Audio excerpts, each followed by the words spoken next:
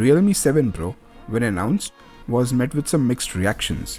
While some appreciated the addition of an AMOLED display and segment-first 65-watt charging, others were justifiably angry about the downgrades in terms of cameras and build quality compared to the Realme 6 Pro. So I was quite curious to test it out. Now, after using this phone for over 3 months, I can confidently say that Realme 7 Pro is the best overall phone under 20,000 rupees right now. Wondering how I got to this conclusion? Well, let's find out in this long-term review of the Realme 7 Pro.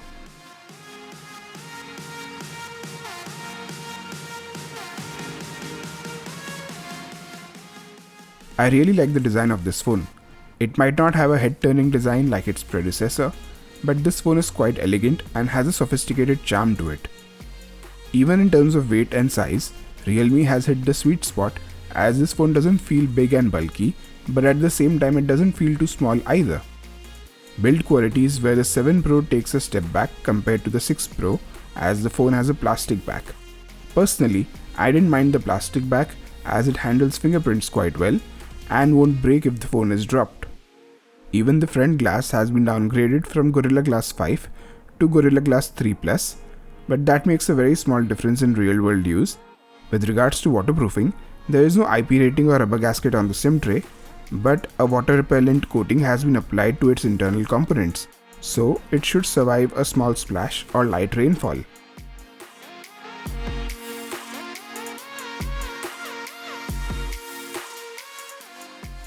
Display is an area where I am totally happy with this phone. I would any day prefer a good quality 60Hz AMOLED display over an average 120Hz IPS LCD display, and this AMOLED display is not just good, it's great. It has got different color modes which you can choose based on your preference for saturated colors. It obviously gets perfectly black and has always on display. It also gets sufficiently bright for outdoor use. It is Widevine L1 certified for Netflix and other apps, and also supports HDR10 content on YouTube. So overall, this is easily one of the best displays under 20k.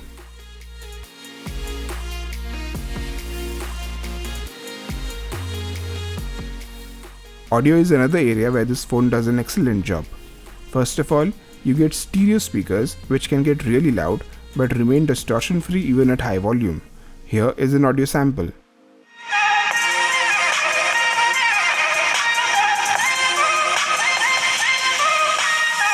Even though the bass is slightly lacking, the overall sound signature is pretty good. Secondly, there is a 3.5mm audio jack which does a good job. And lastly, the earpiece also gets pretty loud during calls, so you get great audio experience through and through.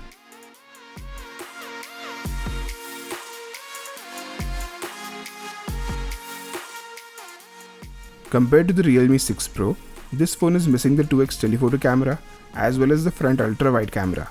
However, the primary and selfie cameras have been upgraded. Realme's image processing has come a long way. The images captured by the primary camera are extremely impressive, be it in terms of details or colors or dynamic range. Its full resolution shots are also pretty good, providing a lot more detail when you crop in. The ultra-wide camera does a decent job in good lighting, but in medium and low lighting conditions, it is completely disappointing. There is also no color parity between the primary and ultra-wide cameras. The other two cameras are just marketing gimmicks. You are better off using the primary camera for macro shots. The night mode on this phone is especially impressive. You also get Pro Night mode as well as a tripod mode for even better results. The front camera also does a really good job in most situations, including HDR portrait selfies. The Gcam mod for this phone works really well and gives better results in some situations. But for most situations, Realme's camera app is good enough. Coming to video recording, this phone does a good job with 4K 30fps video recording, that too with EIS. The front camera, however, is limited to 1080p, but it does have EIS. This phone also has such cool video effects.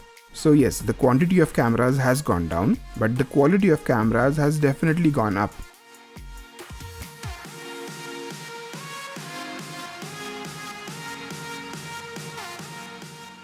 This is an area where I am a bit disappointed. This phone is using the same Snapdragon 720G which was used in the Realme 6 Pro. It is a good chip both in terms of performance and efficiency, and it can do decent gaming as well. but the competition has definitely moved ahead.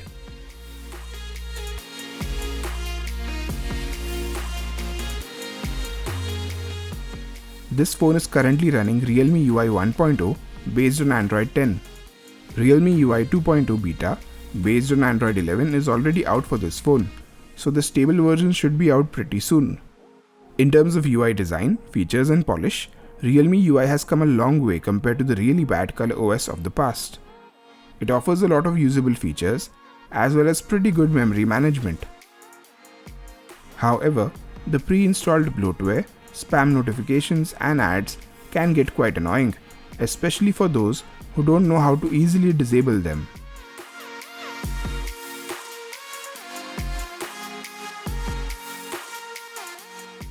This is by far the best aspect of this phone. The battery packed inside is a respectable 4500 mAh cell, but the battery life it delivers is just crazy. I got over 10 hours of screen on time, which included over 7 hours of 4K video playback and over 2 hours of gaming, and all of this was achieved with the screen set to 100% brightness. Unbelievable, right? And the good news doesn't end there. You also get a super fast 65W charger in the box. Even this charger pumps out crazy numbers like 20% in just 5 minutes, or 50% in just 15 minutes, or even 90% in just half an hour. So yes, as far as the battery life and charging speeds are concerned, this is the phone to beat.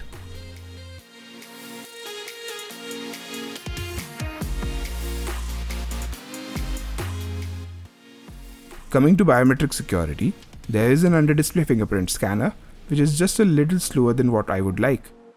There is also a fairly fast face unlock system, but it is less secured. The haptic feedback is strong but not precise, so I'm not a big fan.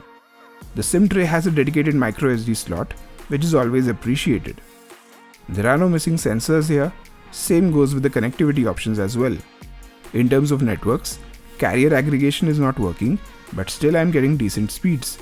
There is support for voice over LTE as well as voice over Wi-Fi, and I have no complaints as far as the network reception and call quality are concerned.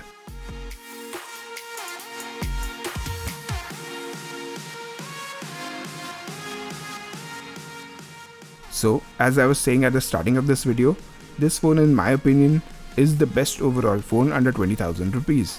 It is not the best at everything, especially performance, but as a complete package, this phone hits the sweet spot. With an awesome display, great cameras, an insane battery, and really good design, audio and software experience, there is hardly anything to complain about. This phone isn't the best option for hardcore gamers, but for everyone else, this phone deserves to be on your shortlist. Alright, that's the end of the video. Hope you enjoyed it. Please like, comment, share and subscribe to the channel if you enjoy watching such quality tech reviews. Thanks for watching.